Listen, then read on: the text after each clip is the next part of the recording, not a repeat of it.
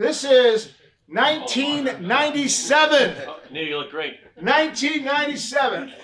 Thankfully, it's a little washed out here, Michael. You know, it's a little washed out. All right. I have that hang it up, and I see it every day. You see it every day? It's in my garage. I see it every day in my sleep, Michael. Every day. Every day. Michael Barkann, Leslie Goodell, yours truly, Derek Gunn, D. Lynham, Ron Burke, Pat Boyle, Pete Christie. That was the original Comcast Sportsnet team that is now NBC Sports Philadelphia. That was 1997. How about that? October 1st. Yeah. Thereabouts. Thereabouts. Yeah. Let's welcome Michael Barkann. So you're going to be sitting over there. Before you sit down, Michael, let me just show everybody. Michael's been a host at Comcast Sportsnet, NBC Sports Philadelphia since the network went on the air. Michael just mentioned it. October 1st, 1997. Just pointing Okay. the bullet. Do you feel like a professor when you do that? No, it empowers me. Okay, there you go. Also, I used to be a weatherman. Yeah, you were at one Yeah. time. Yeah. Named Pennsylvania Sportscaster of the Year 7 times. 5-time Mid-Atlantic Emmy Award winner. That's pretty cool. Served as a field reporter for USA Network's coverage of the U.S. Open Tennis Championship for 18 years. He interviewed some of the most famous people in the world. Yeah. True? Yes. Okay, we'll talk Yes, about indeed. that. Was a TV reporter for CBS at the 1992 Winter Olympics. That was in France, right? Yeah, and 94 and 98. And that, really? Yeah, Nagano and I gotta 92 do a better was job. Lillehammer. I No, gotta it's do a all better right. job. You got the one, and it's I fine. gotta do a I better don't job. deserve the other two. Okay. And then midday host, WIP from 2011 to 2016. So that is the bio of our guest, Michael Barkann. So let's take a seat here, Michael. Thank you very much. Great to have you here. Glad to be here. It's an honor. Just to tell be here. everybody, like, this is the first time you've seen Rowan's campus. First time I've seen Rowan's campus. Never been here, and I was very impressed. It's a beautiful campus, and what's been done here since it's become Rowan, and in particular since Neil Hartman has signed on, has been nothing short of spectacular. Really is. And when I see what Neil is doing, when I look on social media, when we correspond, you are blessed to be here. You really are, because he has put this program on the map, and I think it's awesome. Really. So we have some Rowan students that are at NBC Sports Philadelphia. Carrie Letizia right here works in promotions, remote productions. Remote productions. Good to see you. Anyone else here work NBC Sports Philly? I don't think. Zion. Well, Zion Cruz, he's not here. Zion's probably working somewhere. He's working there. He's working the Blue Coats game tonight. Yeah. He's working the Delaware Blue Coats He's game. phenomenal. He is. With Tommy Feiner, you know, we were talking. He's unbelievable. So remember when I tell you, it's not who you know, it's who knows you. Out of the blue, Michael Barkann just plucked one of our students and said, "Oh, Zion Cruz." That is powerful. Forget about it that it's Michael B. that's coming up with that, but just in general, that someone in the industry knows who Zion is. And it's not just Michael. I'm just using him as an example. That's what you want to do, and it's because of the quality of work that he does. And that's really powerful, what you just said there, throwing out a name. You know, we didn't even bring up Zion. You threw out Zion's name on your own. Yeah, he's amazing. I don't know exactly what he does. He works on the digital side, but and also it helps to have the name Zion. Yeah. It's a great and distinctive name, so I don't forget Zion. It's not like Neil and Michael. You know what I'm saying? Well, Neil's a little off the wall. Neil, it's not like Zion. I have two cousins named Neil. So, by the way, I just thought of this. So many times I got called Michael when I would go and to I got a called Wawa, Neil, and he would call Neil. Just two goofy guys here, whatever. So we've known each other a long time, but what I want to go back to your original roots. So you grew up where? Central New Jersey, East Brunswick, mean streets of East Brunswick, and it's next to Rutgers, right next to New Brunswick. Rutgers is in New Brunswick. I grew up in East Brunswick, and my mom and dad begged me to go to Rutgers, and I said no, thank you. I'm going to go away. Yeah, and that's what I did. And he went to Syracuse University. So give me a sense, Michael, because Syracuse has a phenomenal reputation, no question. I love what we're doing here at Rowan, and I love where we're located. We're 25 minutes from Philadelphia. We're not far away from, obviously, Delaware, where we're all over Delaware. We're not far from New York. So our location is phenomenal. But Syracuse has done a great job at producing a lot of wonderful talent. Yeah. And other people in the industry, not just talent. So what was it about Syracuse that you felt was really special that maybe we can learn a thing or two and bring it here to Rome? Well, the first thing is both my parents went to Syracuse, so and they took my siblings and me to see the Summer Olympic Games in Montreal in 1976. And on the way up there, we drove past Syracuse, went to Archbold Stadium, and I said, yeah.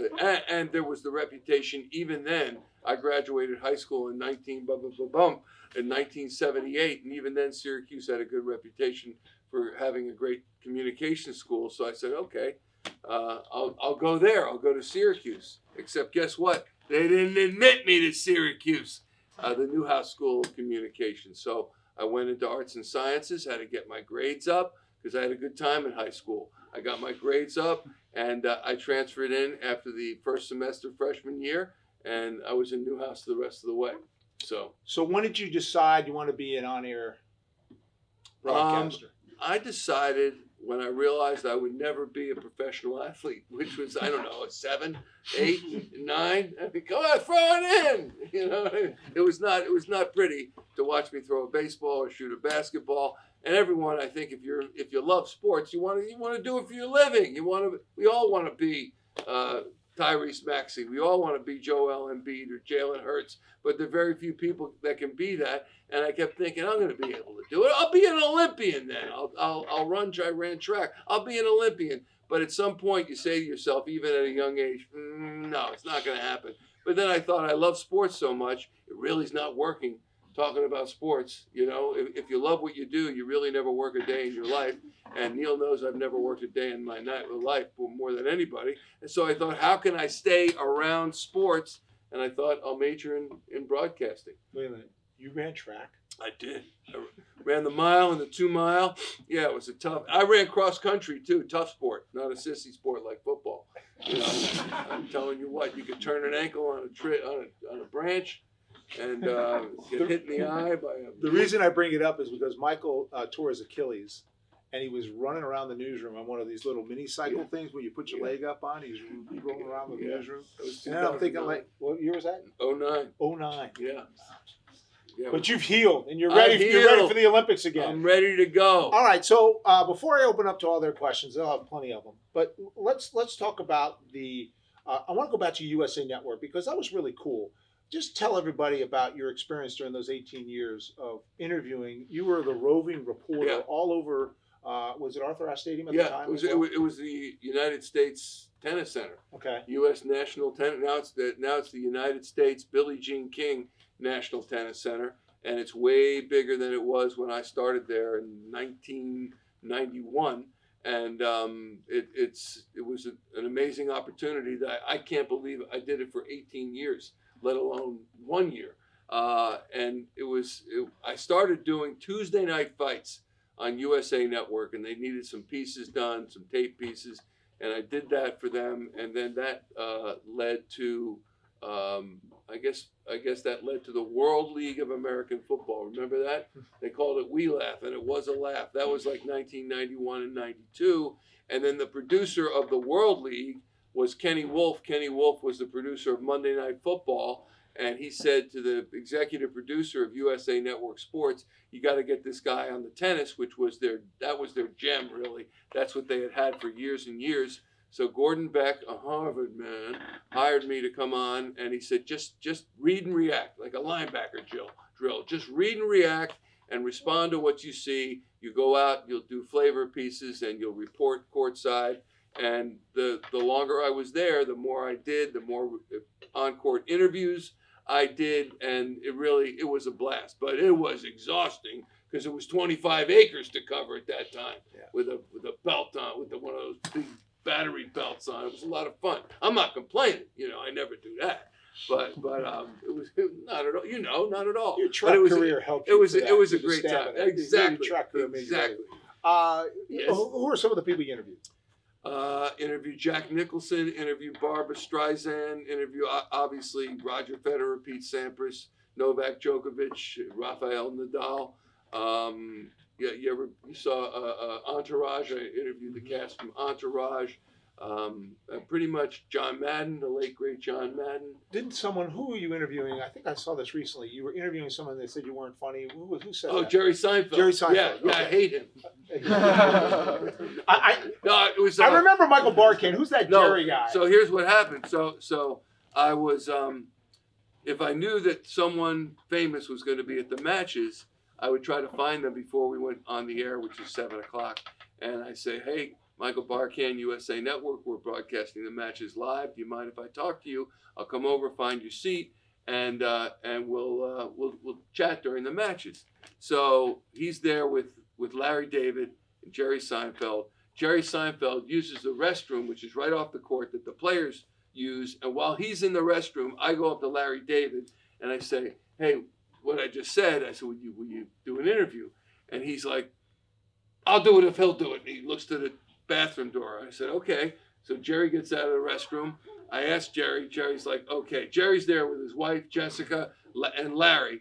And so I come over. It's during a Serena Williams match. I come over and Jessica Seinfeld wants nothing to do with it. She gets up and leaves. I plop in her seat on the aisle. So it's me on the aisle, Jerry and Larry David. And I wish they just had said no, because they were just like, yup, nope, yup. And so I was trying to ask them questions that I thought that would give longer responses. And finally, I said to Larry David, I reached across Jerry and I said, what's the funniest thing you've ever seen on a tennis court? And Jerry Seinfeld leaned in and said, not you. And I said, okay. Okay, Jerry, take care. And that was it. So I haven't seen him since then, but if I do, you better watch it. Punk. All right, there you go. So as you can tell, Michael's a freewheeling kind of energetic guy. Sean, I know you have a question. You're ready for him, so go ahead. So, Michael, nice to meet you. Nice to meet you, Sean, even with your Giants shirt and cap. Yes. Well, Penn State and Notre Dame's supposed to play in the playoffs. So, they played in 1992. So, who in the Snow Bowl? So, who do you think will win? And what were you doing in 1992? I'll take the second part first. That's a great question, Sean. In 1992, I was working in Boston, Massachusetts. I think Penn State will win. And I was at the game. Penn State, I was working for Channel 3 at the time. Please, no photos. I was working for Channel 3 at the time, and we went to Penn State. They were hosting Notre Dame. The end of the Ricky Waters was on that Notre Dame team. And at the end, Tony Sacca was the quarterback, South Jersey's own Tony Sacca. And Michael Timpson was one of the Penn State receivers. And at the end of the game, it was so raw, it was so cold, and it started to snow sideways. And I thought, this is just brutal. But I think Penn State's going to take it. I hope they take it. And 1992, I was working in Boston, WLVI TV. I was doing sports talk radio up at WEEI in Boston, and it was awesome, great time. That's a whole other story, Sean. And don't wear that sweatshirt anymore. It's enough already. All right, go ahead, Ryan. Yeah. Talk to me, describe the feeling of going live, before going live for a pregame or a postgame live for the Eagles, Phillies, Flyers, and Sixers lives. It's a combination of excitement, of nerves, and just not being able to wait to get out there and do it. With regard to Eagles pregame live, it's Reuben Frank, it's Ron Jaworski, it's Barrett Brooks. Jaws obviously is a legend. Barrett has a ring with the Pittsburgh Steelers. Reuben does a great job with all the statistics and insight. And we get down there. There's a show before ours called Birds Game Day Huddle. So we get down there during Birds Game Day Huddle. We get to the set, and normally, like yesterday, I got in at noon. The show was at 3. The game started at 4:25. So we get in there with plenty of time to go down the rundown, the story list of what we're going to cover. Talk to Mike Mulhern, who's our producer, who does an unbelievable job. And you can't do anything without a good producer. And frankly, whether it's Mike Mulhern or whether it's Sean Kane, both of whom Neil knows, or Joe Fordyce or Brian Brennan, a good producer is the bottom line. It really is a team, and the communication lines that are open between the production booth and what's in my ear, the IFB, the earpiece that I'm wearing. It's almost like a constant conversation that we have. But as the show approaches, I just get psyched, because especially it's Eagles football, man, and it's once per week, except this week when it's twice in 5 days, and it's so exciting. And I'm just bouncing off the walls trying to just keep myself calm so I don't screw up anything too badly.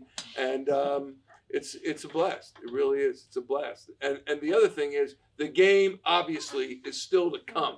So, hope springs eternal. They might win by 40. They might get thumped by 30. But you don't know at that point, so it adds to the excitement. So I love it. And you're not afraid to show your emotions. Like I don't know, Neil. Pretty low key. I mean, when the Eagles, let's go to the Atlanta game. Really? I mean, look, so from a broadcaster perspective, you have to sometimes be a little careful, but you go a little over the top sometimes. Well, I'll reference our dear friend Jack Williams. Jack Williams was the first president and general manager of Comcast Sportsnet when we started up, and he had a meeting of all the announcers, and he said, the teams want to know. Jack was an Oklahoman. It still is an Oklahoman, though he doesn't live there anymore. But Jack said, teams want to know what we're going to say about him. And he said, I told them, if you play well, we'll say so. If you don't play well, we'll say so. And that's the deal that I still live by today. The only thing that I try not to do, and sometimes it can be tough, don't take a cheap shot. But if a guy's making, to me, I can't discount the money. Everyone's concerned now with Joel Embiid and what Marcus Hayes wrote about him, etc. Take the money and shut up. Marcus shouldn't have written about his son, and he shouldn't have written about his deceased brother. But you know what? The guy's making $49 million a year, hasn't taken this team out of the second round. I know I'm digressing, but my point is, he can take a little bit of, a little shot.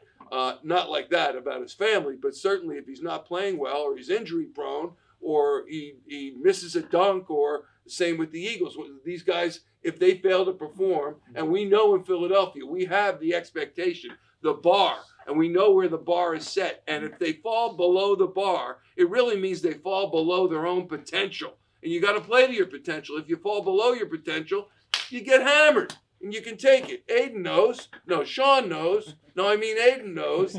It's an inside joke. It's an inside joke. All right. Aiden Doherty, you kidding me, on the mic with the blue coats. Anyway, so the bottom line is you got to balance that out, and you got to be careful. You do have to be careful. But there's another old saying. I'm fond of another old saying: to whom much is given, much is expected. And I mean that with regard to responsibility and job position and pay. And so if you're making a lot and you're dropping passes, or you're not making tackles, then you deserve to get it, because that comes with a job. So that's how I feel about it. That was very well Thank put. you. Go ahead, OJ. I know. OJ, how are you? Good. Good to see you. Good to see you too. I want to ask you, what is it like working with a legend, a Hall of Famer like Ray Dittinger? Ray Dittinger is still one of my closest friends. I talk to him and we email. If I talk to him, I have to call him on a landline because he doesn't have a cell phone. This guy still does not have. And I argue with him not infrequently about Ray. If it's snowing out, and say you drive off the road, you're not hurt, but you drive off the road and it's a blizzard, and Maria's worried, his wife is worried about you. If you had it, just keep it in the trunk. No, he won't do that. But working with Ray is one of the blessings of my career. He's a Pro Football Hall of Famer. He's a Temple Hall of Famer. He's a well-published author, and he's a kind person. And he's just, what do they say? Don't mistake quiet for weakness. I mean, he is quiet. He is humble, But that guy's mind, I mean, he's got a big brain. Let me tell you about that. And stuff goes in there, and it never comes back. He puts it in there for filing, and it comes right back out when he needs it. And he's absolutely incredible. And he's retired, supposedly. I'll tell you the kind of guy Ray is, okay? Seth Joyner, who's also a dear friend of ours. Seth Joyner has his own pregame and postgame show. What'd you say? You never watched that show again. I'm joking around. But Seth does a great job with the show. And Ray was on as a guest yesterday. And he actually emailed me to say, I just want to let you know. I'm like, Ray, you owe me nothing. You've been great to me. And I hope you have a great show, which I meant. So, but he's amazing. He is amazing. One, in his knowledge of the game. His knowledge of the game is, I think, on par with any general manager or football operations guy. In fact, there was a time when he was a younger man, when he could have been a general manager in the National Football League, and he's that smart. So it's amazing. It was a blessing to work with him. By the way, we have a student, Bailey Livesey, who works for Seth Joyner, does his social media. Bailey's here? No, she's not here now, but she works for Seth during the shows. Love Seth. And then Ray Dittinger. All right, show of hands, how many have met Ray Dittinger? The Diddy. All these people have met him. One, because I don't think I brought him to Pizza with the Pros. I don't think I ever have. But he comes to he does my class. So he does the history of sport in Philadelphia, which now is called Phillies Sports Then and Now. Thank you. He changed the name. Next semester it'll be Phillies Sports Past and Present. I keep changing the name. I like it. Okay. I was at an event with Ray and his lovely wife Maria, and it was for the benefit was for a dog shelter in Delaware County over in Pennsylvania. And so there was a little bit of time, and Ray was up there, and they said, we have a little bit of time till the drawing. If anybody has questions, I'm sitting at the table with Maria. Yeah. And anybody has questions for Ray, go ahead. So Ray can answer any question on anything, and people are, of course, asking him about the Eagles. They're asking about the Phillies, Sixers, nothing about the Flyers. One woman puts up her hand and says, how do you think the Detroit Red Wings are going to do this year? And I said to Maria, if he answers this question, I'm going to fall off my chair. And he did. These guys unbelievable. Detroit Red Wings. Pretty good. Yeah. That's pretty good. Went into the O's. He was unbelievable. All right. Go ahead, Aiden. All right, so Aiden. we talked about Ray Dittinger. He did come to our class. David also came to our class, and they had like that special moment after the Super Bowl. Yeah. And you were kind of driving the ship of that special moment. So, like, what was that like? And also, just in general, what was it like going live immediately after the Super Bowl? That was incredible. When it's different when you do local sports television or local television than you do national television. Let's face it. I always say, I want the Eagles to win every game, and the Sixers, Flyers, and Phillies too. If they don't, you got to say what they did wrong. But we all want them to win. And so to be there for that moment was one of that, and the Phillies in 2008 was one of the most special moments of my career. And Neil was there for 2008 as well. It's just, any of you born in 2008? Yeah, you're all born in 2008, right?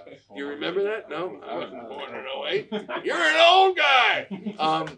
But it was absolutely amazing. And so we're in the NBC Sports booth that they had used for their pregame show and their halftime show. As soon as halftime occurred, we moved in. So we're ready to go with Seth and Ray and Governor Rendell and Barrett Brooks. And we're maybe, 20 minutes to a half an hour into the show. And Ray says, Mike, are we going to be taking a break anytime soon? And I said, why? Do you need to use the restroom? And he said, no, I just want to give my son a hug. Which that could have knocked me on my. I was stunned because he's not given, as sweet as he is. He's not like a huggy guy. And so I said we could take care of that right now, Ray. I said David. So I called him over on the air, and we were in like a tape piece, and I had him wait right here. I was here. Barrett, Ray, Seth, and the Gov, and then he went down, and I said, Ray, I got someone here who wants to say hello, and Ray got up, and David went over, and they hugged each other, and Ray just started to cry, and it was just absolutely beautiful. It was magnificent, and Ray, of course, was cursing himself afterward that he showed that kind of emotion. And he said to the governor, what do you think people are going to be saying in Philadelphia? He said, they're eating it up with a spoon. Are you kidding me? It's Philadelphia. We wear our hearts on our sleeve. So it was great. They were both crying. And Ray said to David, he's like, "This is for Pop, Ray's dad, who had a bar in West Philadelphia. They used to prop young Ray up on the bar because even then he had, he would give all the scores and the stats, and they would try to stump him and say, you don't know who this player on the Eagles roster is, and he would be able to do it. And so it was great. And David, as you know, if you've met him, he's just an incredible guy too. Yeah, David Dittinger is one of the most sought after videographers in the He's country. incredible. Worked for NFL Films, did like 27 Super Bowls, I think it was, for NFL Films. But now he works for Amazon, NBC. He does all the top football games now for the NFL and college football in Notre Dame. In fact, he's the one. He had the camera that shot Nick Foles and Doug Peterson saying, "Philly, Philly," and Peterson says, "Yeah, let's go Philly special." And that was David. That was David's. I don't know about if it was his audio, but it was his camera. It was his camera. If you come to you can come to I my class, Michael. I You will. can learn a few things. Yes. It was his camera with the audio guy right next to him. So there were 4 people in the world that knew what was going on. The audio person next to David, Doug Peterson, and Nick Foles. And when he went to the huddle and he goes, "Philly special on 1 break," David's going like, he's the biggest Eagle fan ever, and he's like, "What is going on?" And his job was just to focus on just Nick Foles all day long. All day long. He just followed wherever Nick Foles went, he followed him. So when Nick Foles turns around, he goes, "Oh my God, he's going to get a pass, catch the ball." And he's thinking about this while being really professional in doing that. So it's a great moment. Yeah. Come to the class. I would love. I'm in. Doesn't he do a I'm good in. job? When's He does the- a great job telling the When's whole the next story. one? Let's do it. I just did it. Okay. Okay. All right. good. You I got. don't need to go. You want to take Rizzo in the back? Let's go, Riz. All right. So, So, you mentioned all the things that you did early in your career, like TV, radio, reporting, everything like that. As someone who's getting ready to graduate, how important would you say it is to be well-rounded and versatile like that early in my career? I think it's very important. At the same time, I think you should have a path that you want to go down. But I think it's important to be able to and be ready to do everything. And when I was coming up, I talked into a spatula and pretended I was Marv Albert. And I realized along the way, I said I knew I wasn't going to be a pro athlete. I also realized probably play-by-play wasn't going to be for me. And what I loved, the show that I loved to watch was Wide World of Sports, which was on ABC. And spanning the globe to bring you the constant variety of sport, the thrill of victory, and the agony of defeat. And that was the open of the show every single week. And I wanted to do that because I thought sports, I'll be able to see the world with sports and covering sports. And I was able to do that. And so I think it's important to be well-rounded. I also think if there's something that you really want to do and you have a goal for that, then try to do it. But don't just make sure you are open to any opportunity that might advance your career. You might like this thing over that thing. You just don't know what it is yet, or you've never tried it. So I would say be open to any opportunity, but keep your eye on the prize and what you think you want to do. But that might change, and that's okay if it does change. But I would be focused on your main thing. And I'll add to that by saying, Michael, what did you do when you were at, was it News 12? What was the New Jersey Network. New Jersey Network. Oh my What did gosh. you do there? Well, You did weather at one time, didn't yes, you? I did. Thank you, Neil. No, I'm trying to think out because I don't want to take a long time telling this story. But at the same time, I was working in Washington, D.C. I graduated Syracuse. I was 22 years old. My girlfriend was living in D.C. Her mom was a congresswoman, and she went to Syracuse, and she was taking her final year abroad in London. And so I worked at NBC News for that summer of 1982. She left, and I'm like, nothing for me now in D.C. I was working at NBC News, and I got a job at New Jersey Network, which still exists. It's called New Jersey Public Television now, but it was called New Jersey Network then, NJN, and they had a newscast called New Jersey Network News.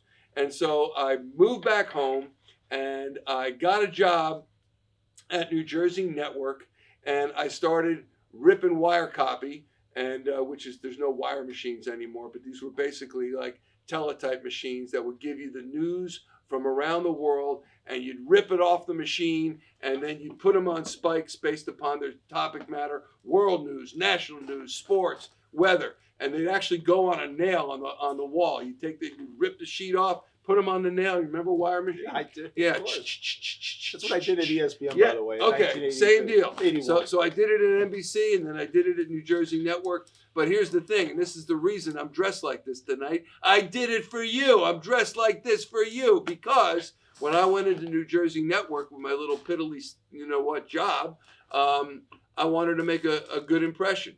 And so while you can't judge a book by its cover, certainly first impressions are lasting. And I always dressed in either a suit and tie, wasn't an expensive one, a jacket and tie, shoes, shine, the whole bit. It's different today, I'll grant you that. But that's how it was, and it was important to me. And I'll tell you something about Mr. Hartman right here. Whenever I came into the office, and I don't even do this today, but Neil was always dressed ready to go. And he was wearing a suit, a tie, shirt pressed, everything. Look, he looked good enough to eat, this guy. I'm telling you what.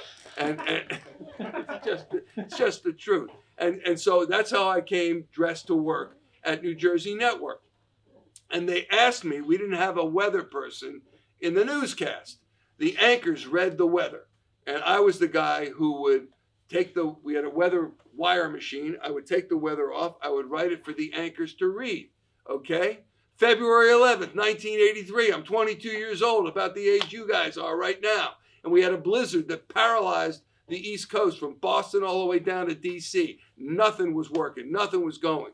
And they realized, weather is the story of the day. We don't have a weather person. We need someone to be a weather person. And they looked at me with my little suit, my little coat, and my tie. And they said, can you do it? And I was like, yeah, I can do it. And I was petrified, but I called my folks. I said, I'm going to be on tonight.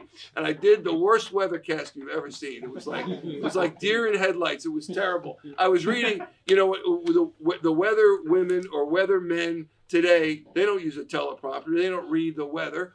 They ad-lib, and they know what they're talking about, but they're not reading it off a script because weather is the point in the newscast. If the newscast is running really long, weather person's got to go short. The newscast is running fast, weather person can take their time a little bit. So I don't know this. So I script the weather, and it should be clearing out tomorrow, and a chance of, it was brutal. In fact, if I don't take out the garbage, my wife puts it in the machine. Says, see this? Take it out right now. You're not so special.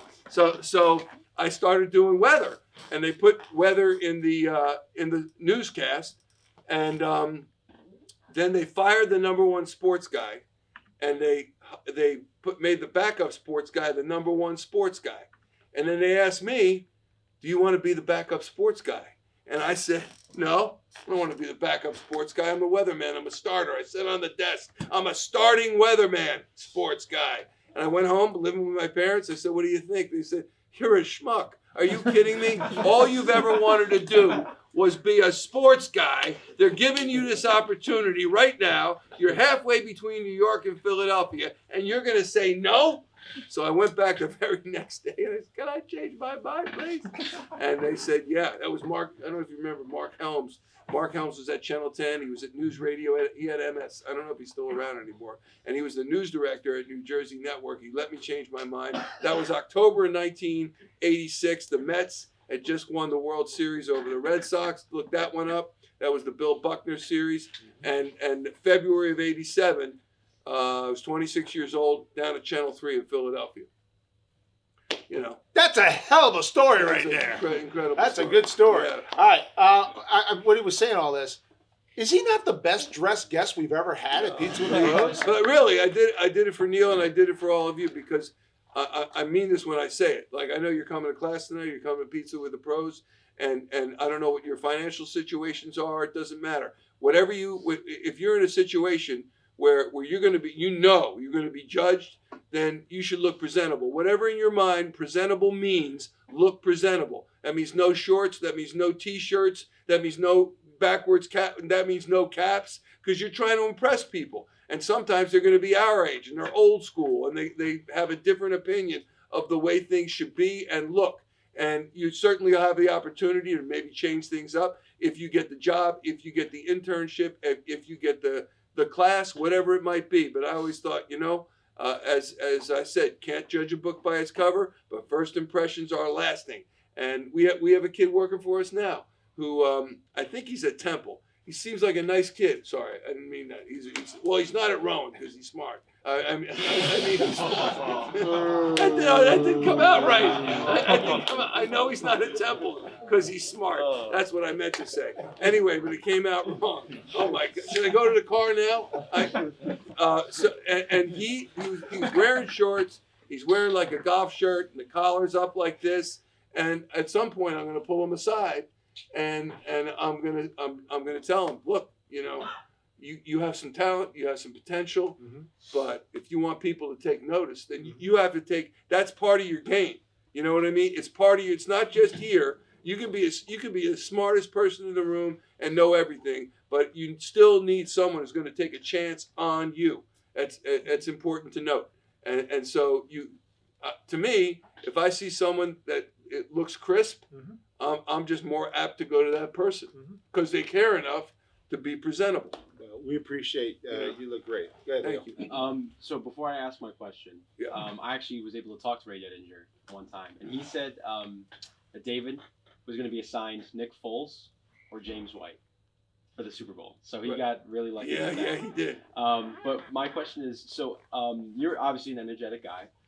How has, or have you been able to be energetic your entire career, or did you have to earn that sort of privilege to be energetic on air? That's a great question. I was thinking about that as I was coming over. The best thing you can be is your true self. I mean, it's the way I am. And Neil can tell you that. And sometimes it's too much. I mean, I'm sure the people that watch me on TV and say, "Shut the bleep up, you idiot."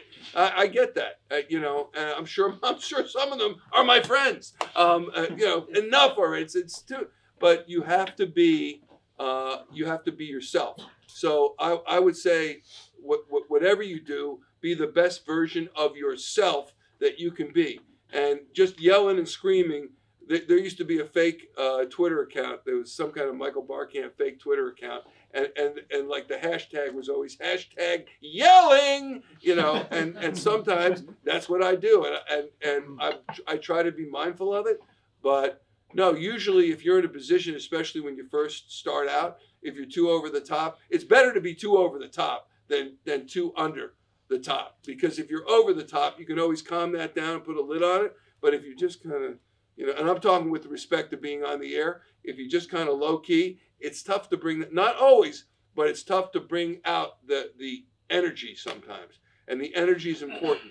But more important is being who you are. And sometimes you might have to make an adjustment.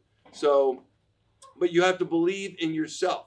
And I've been fired several times before. You're going to go through that, and you're going to reach a point in your life where mom and dad or sister or brother are not going to be there to pat your butt and say, you're going to be great. Everything, you're going to have to do it yourself. And that's really important to note. And when you go through when they tell you, you can't play with us anymore, all right? For whatever reason, that is a tough hit to take for anybody. And you got to suck it up. And no one's going to believe in you but you, other than obviously your parents will. But you got to make it, you or your wife or your husband.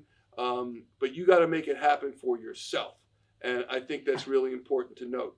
Be convicted in who you are, and forge on through, and no one's going to help you with that but you. So remember that. And everybody gets whacked.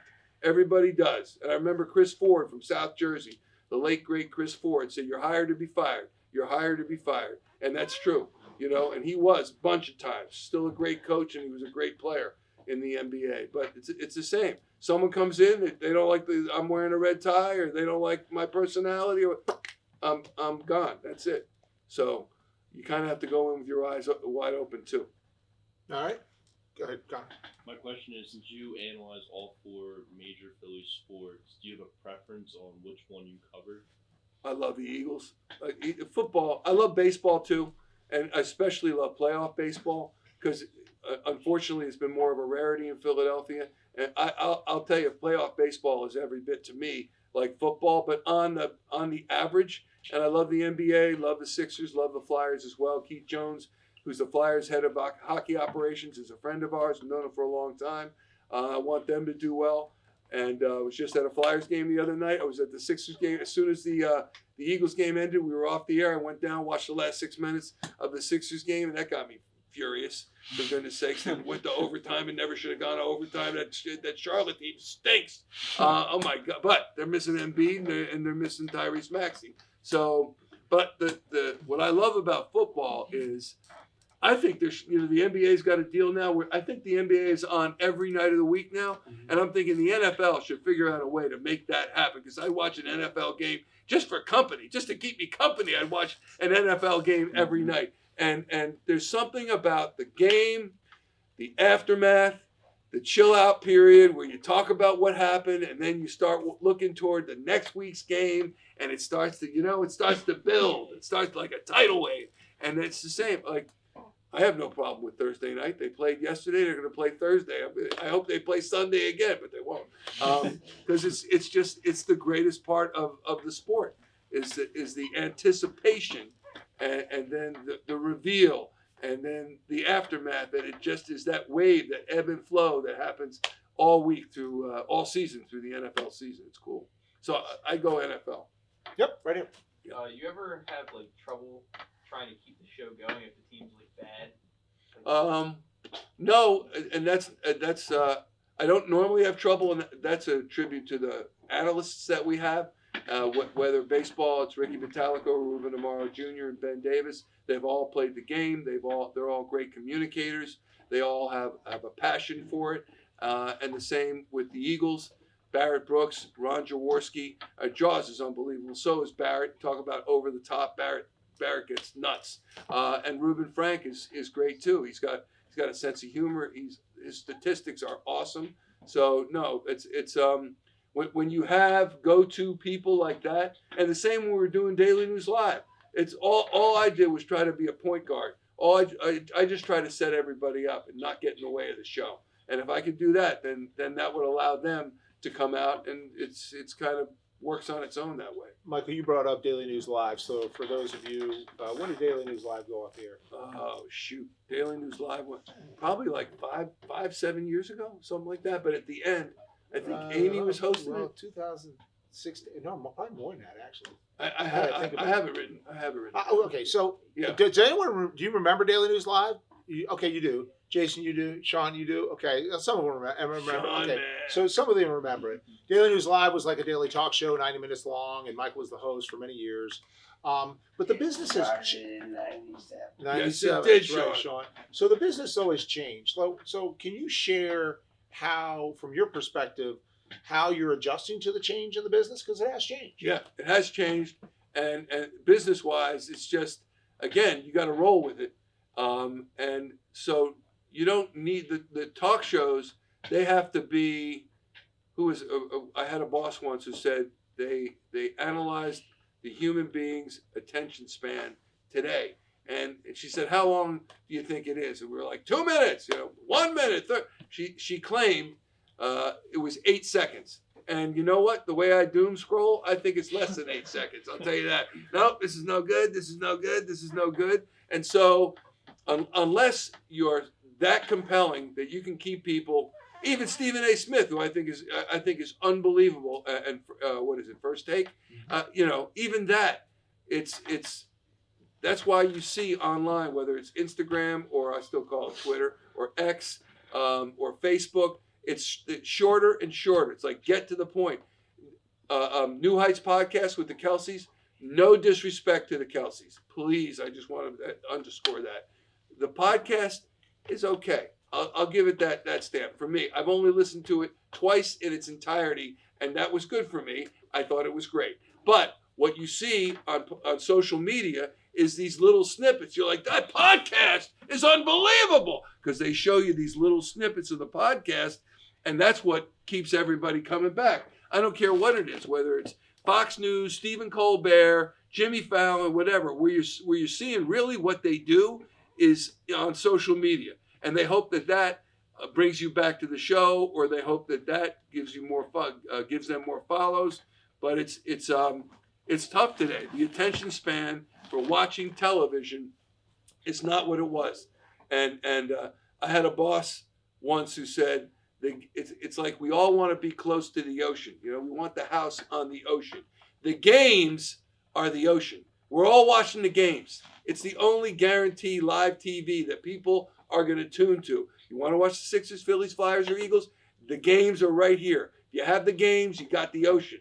And the closer you are, the shows that are closest to the ocean, they're the shows that stay on longer than other shows. And I think that's spot on. You know, otherwise, further back you get from the ocean, you better have a real good streaming experience, or you better be able to put it on X or Instagram and get it out that way. And you can get paid for that. All right, go ahead. Out of all your years covering Philly sports and watching Philly sports, who's your favorite Philly athlete you ever watched or covered? Well, it's got to be our pal Charles Barkley. Charles, who I know has been here, you know, before. He's Neil's great friend. There are a few people who are just unafraid to say what's on their mind, anytime. Also, he's a genuine guy, and my niece lives. My brother's daughter lives in. She's in college now, but she lives in Lake Tahoe. And they have that Century whatever golf tournament, and I told her to go find Charles. If you see him, go say hello and tell him that you're my niece. All of a sudden, I'm driving to the office. I get a FaceTime call from Charles, and I'm like, and I knew what it was. And there's Phoebe, and there's Charles. I almost drove off the road right there. He's just a genuine guy. You know what? He's the one who said this was like 1990 or 91. He said the Sixers, there was a guy by the name of Dave Hoppen. He was a white basketball player. And he said, Dave Hoppen's making the team. And like, Dave Hoppen's, he stinks. He's not making the team. And Charles said, we're not having an all-black team in Philadelphia. It's not happening. And the place went nuts. I mean, it was like on Sports Talk, it was in the Inquirer. It was unbelievable. Dave Hoppen made the team. And Charles knew what the heck he was talking about.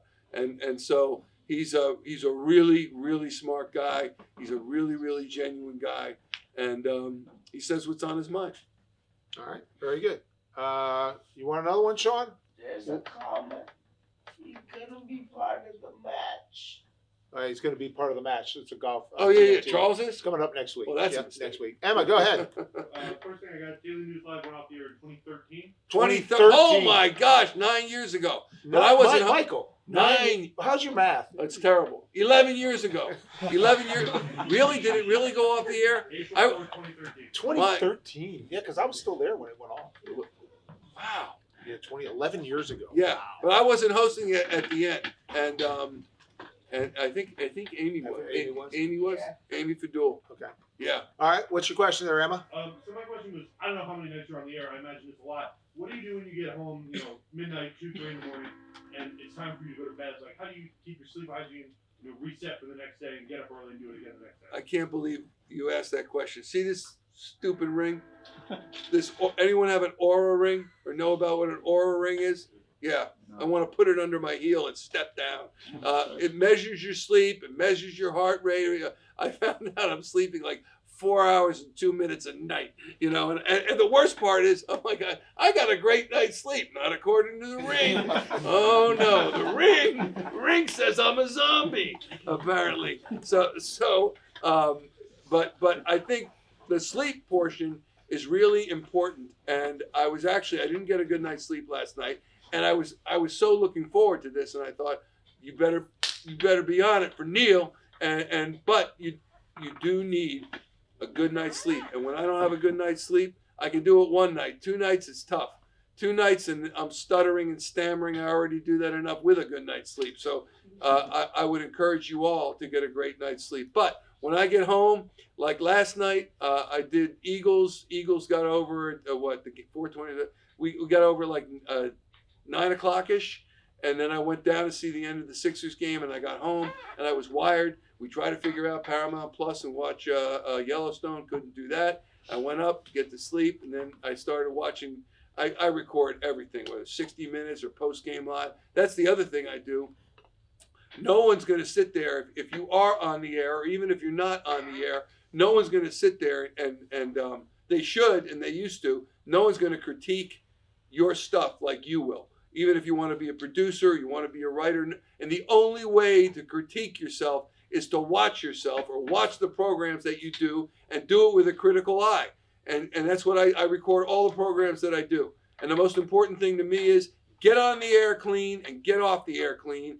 In between, stuff happens, but make sure you get on clean. So I'll usually watch like the first 10 minutes or so of any pregame, not pregame so much, but postgame. Because pregame is scripted, as we talked before, but postgame's not. And with postgame, stuff just, can happen, can come out. Here comes Jalen Hurts. Here comes Howie Roseman. You really got to be on it and make sure you know what you're talking about and that you can express yourself well. But I'm recording stuff and I'm up way later than I should be. Don't you do it. Don't do it. Yeah. Go ahead, Leo. Leo. Who is the play-by-play commentator you enjoy, listening to or I guess talking to the most? Another great questions. By the way, I'm thinking about what I said. That really was a joke, and I meant it about Temple, not about Rowan. I know you've all forgotten it, but it just came out wrong. It was stupid. Anyway, the play-by-play guy. I guess I would have to say Tom McCarthy. Love talking to Tom. Brad Nessler is a longtime buddy of mine. I mentioned the World League of American Football. In 1992, when I did the Olympics in Albertville, France, he was the play-by-play guy for speed skating. So he and I have been friends for a long period of time, and he's awesome. Same with Tom McCarthy. He's just a down-to-earth, great guy, smart guy. And so I enjoy speaking to Tom. Who else? I'm trying to think of who else is. Oh, Jim Jackson, Flyers, JJ. He was here a couple weeks ago. Yeah. A few weeks ago. Yeah, great person. Did you? You never did play-by-play? I did. Ready for this? I did the play-by-play for the New England Patriots preseason games, and there were 2 of them, and that was the summer of 1992, and I had just gone up to Boston. Summer of '92, and it was the Patriots, Cleveland Browns. That was at Sky Dome in Toronto, and the Patriots, San Diego Chargers, Jack Murphy Stadium, and it was. I really loved it, but at the same time, and especially once I got married and have kids, it was real. I feel very blessed because I was able to be home with my family. I don't know how you felt about that, but being home was important. And it's just the only thing I continue to do once we had kids was the U.S. Open, and that was once per year. It was 2 weeks in the summer. I did 3 Olympic games. Didn't really. Oh, here's another one. Before I went to Nagano in Japan in 1998, my daughter Emily, who's now 28 years old, she was like a year and a half old, and I recorded for her. Like I was over there for 3 weeks, and I recorded 3 weeks worth of videos. Daddy, hi, Emily. Hi. And I said to my wife, I said, play one. When it's over, stop. Next night, play the next one. She plays them all at once. Emily watches this whole thing for like 15 minutes and she just burst out crying. Where's Daddy? And I played all of it. You were going to see him tomorrow night. Now you're not. I played the whole thing. Yeah. Yes. Yep. Go ahead. Okay, I'm sorry. Was I allowed to do that? Yeah, I didn't mean to pick on. Come on, Michael. You're a professional. Sorry. You're a professional. That's right. I love when you do Phillies postgame live with Ricky Vitalico, especially when they lose. Because you and Ricky Wise are on the same energy level. What is it like to work with Ricky Wise? Because Ricky is kind of like he is a hothead Wise, but you kind of try to calm him down Wise. He's insane. he is. Ricky Bo. Ricky Bo. And I love him, but Ricky Bo is 50-something years old. I swear to you, he's like an 8-year-old and a 50-year-old body. not even 10. Not even 10. And he's nuts. And he is like, this is going to come out wrong, but I don't care. But he's like that golden retriever that everybody can't wait to see, and he's just never stops. He's fond of, in fact, I have a referee's whistle, and so I'll just go, beep, beep, and he just gets up out of his chair, and he checks, he goes, it's the 3rd and 2, it's first down. he is absolutely insane. But sometimes, he's quitting every other day. I'm not doing this anymore. Are you kidding me? I want soap in the bathroom. I won't do it. But he's great. He's the best. He's a loyal guy, and I love him. He is nuts. The newsroom, and it's not so much today because it's kind of changed. Yeah. But the newsroom back in the day, if I can throw that term. Back in the day. But it's almost like a locker room because we have these analysts all over the place. Perfectly perfect. And he doesn't understand that it's not anymore. Right. Yeah. He still thinks he's in the locker room. And he thinks he's in the clubhouse. And there have been more than several times like, Ricky, can I see you a second? You can't do that in here? You can't do that in There's here. other people in here. Yeah. So that is a little bit. He's like, what? Ricky's also the type of guy who can crack you up and you start laughing. And he says, what? I'm serious. What? That was funny, man. Okay. It was. I want your advice to our students. What advice would you give them? I mean, you've given a lot of advice here in the last hour, but what advice would you give them in this day and age to try to get into the industry? It doesn't have to be on air broadcast. It can be behind the scenes. What advice would you give? I would say, don't stop. It's a as my dad used to say. I'll quote another one. My dad used to say, full-time job trying to get a job. It's a full-time job trying to get a job. If you don't have a job, and again, it goes to your own self-confidence, because you might get a lot of no's. All you need, my dad would also say, all you need is one. All you need is one person to take a chance. You have to realize that. So if you get doors closed in your face, that's okay. It happens to everybody. It happened to Neil and me, and will happen to all of you. Hopefully not. But I do believe that when you go through stumbling blocks, roadblocks, you come back stronger from it. But I would say, make yourself a plan. There used to be something called, I don't know if it still exists. It was like a phone book. Well, they don't even have a phone book anymore. But it was a thick book, a paperback book called the Broadcasting and Cablecasting Yearbook. It was this thick, and it used to have the name of every single radio station and television station in the United States and maybe Canada. And it would come out, it was a fortune at the time if you wanted to buy one. You can go to the library and look it up. But it would have the name of every news director, every assistant news director, every anchor, every producer in the country, every station in every market. I think there are 250 some odd markets in the United States. Make yourself a plan and ask yourself questions about what do you want to do. You ask yourself the right questions, you will come up with the right answers, or you'll come up with answers. And if you don't like the answers, make another question, figure it out. What do I want to do? Where do I want to work? What should I do tomorrow to further my goal? Ask questions, write it down, and go about it in an organized fashion. Not that I want to talk because I'm disorganized, but you really do have to have a plan and stick to it as best you can. That's what I would encourage you to do. And don't be deterred. Be undeterred. Let's give Michael. No!